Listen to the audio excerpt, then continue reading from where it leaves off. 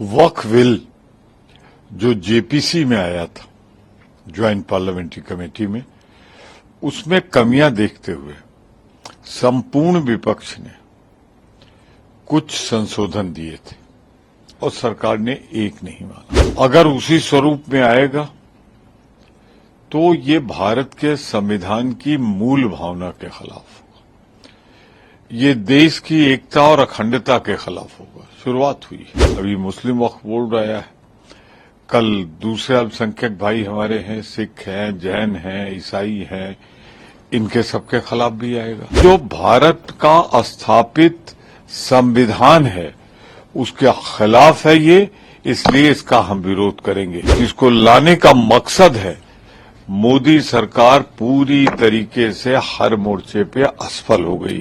कार्य मंत्रणा समिति में हम लोग इस पे और चर्चा चाहते हैं कि ये इस देश की एकता और अखंडता को क्षति पहुंचाने वाला, तोड़ने वाला बिल है, इसलिए इस पर चर्चा हो और सरकार इसे वापस ले। वक्फ बिल जो जेपीसी में आया था, ज्वाइंट पार्लियामेंट्री कमेटी में, उसमें कमियां देखते हुए संपूर्ण विपक्ष ने कुछ संशोधन दिए थे और सरकार ने एक नहीं माना।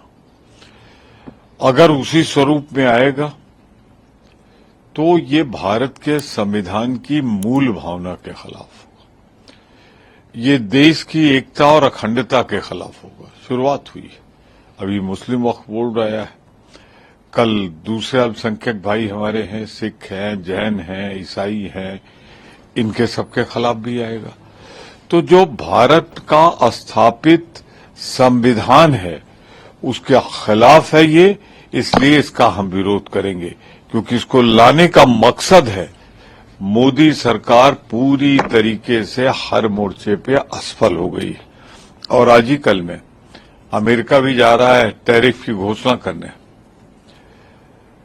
तो ये सारी असफलताएं, चाहे महंगाई हो, चाहे बेरोजगारी हो, चाहे विदेश की नीतियां हो, रक्षा नीति हो, सब पे आज किसानों के सामने एक अभियुक्त के रूप में खड़ी हुई है सरकार। तो उन सब से ध्यान हटाने के लिए ये बिल लाया जा रहा है।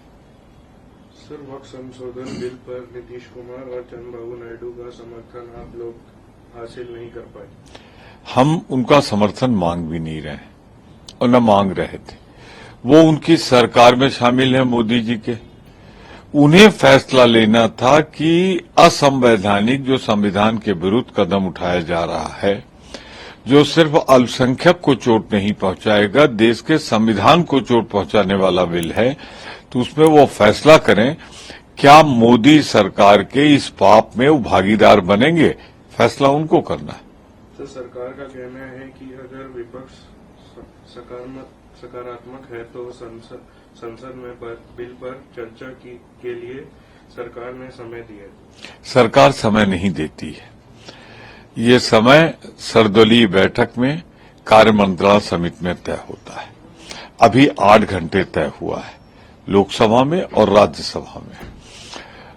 कार्य मंत्रणा समिति में हम लोग इस पर और चर्चा चाहते हैं कि ये इस देश की एकता और अखंडता को क्षति पहुंचाने वाला, तोड़ने वाला बिल है, इसलिए इस पर चर्चा हो और सरकार इसे वापस ले।